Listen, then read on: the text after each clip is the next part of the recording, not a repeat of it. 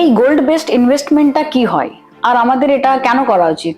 গত সপ্তাহে আমি একটি ইনভেস্টর মিটে গিয়েছিলাম। সেখানে লোকজন কিছু ইনভেস্টরের সঙ্গে কথা বলছিল। আমি সেখানে তাদের লং টার্ম ইনভেস্টমেন্ট নিয়ে কথা বললাম, কিভাবে মিউচুয়াল ফান্ড দীর্ঘ সময়ে খুব বড় টাকা তৈরি করে দেয়। খুব তালি পড়েছিল, লোকজন খুব অ্যাপ্রিসিয়েট করেছিল। সেশন শেষ হওয়ার পরে এক ভদ্রলোক আমার কাছে এসে জিজ্ঞাসা করে, রাজুদা, তুমি যে কথাগুলো বললে সব ঠিক আছে, কিন্তু আমার গুরুদেব বলে থাকেন যে টাকার পিছনে দৌড়ানো উচিত নয়। এখন আমি এর উত্তর কি দেবো? আমি বললাম যে স্যার দেখুন, আপনি যে বলছেন, আপনার গুরুদেব যা বলেছেন একদম ঠিক বলেছেন। এখন ধরুন রাত 10টা বেজে গেছে, আপনি খাওয়া দাওয়া করবেন, বাড়ি যাবেন। অন্ধকার রাতে আপনি গাড়ি পার্ক করে যখন বাড়ির দিকে ফিরছেন, ঠিক এমন সময় একটা পাগল কুকুর আপনার পেছনে ঘেউ ঘেউ করে আপনাকে তাড়া করা শুরু করবে। তখন আপনি কি করবেন?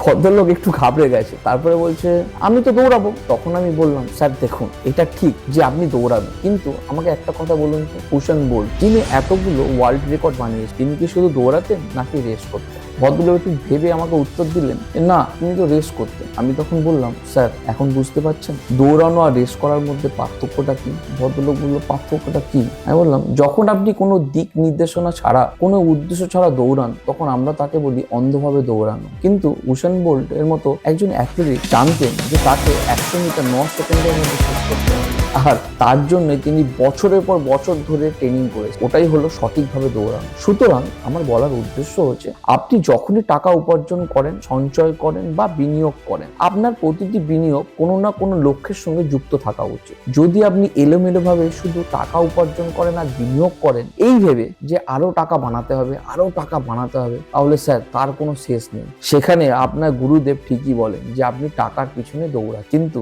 আমি সবাইকে এইটুকুনি বলি যে নিজের একটা বিনিয়োগের লক্ষ্য ঠিক করুন। সাপোজ আমার রিটায়ারমেন্টের জন্য টাকা চাই, বাচ্চাদের বিয়ের জন্য টাকা চাই, আর সেই অনুযায়ী টাকা জমান, তখন তাকে সত্যিকারের বিনিয়োগ বলা যায়। অর্থাৎ টাকার পেছনে সঠিকভাবে দৌড়ানো, অন্ধভাবে নয়। Mutual fund investments are subject to market risk. Read all scheme related documents carefully.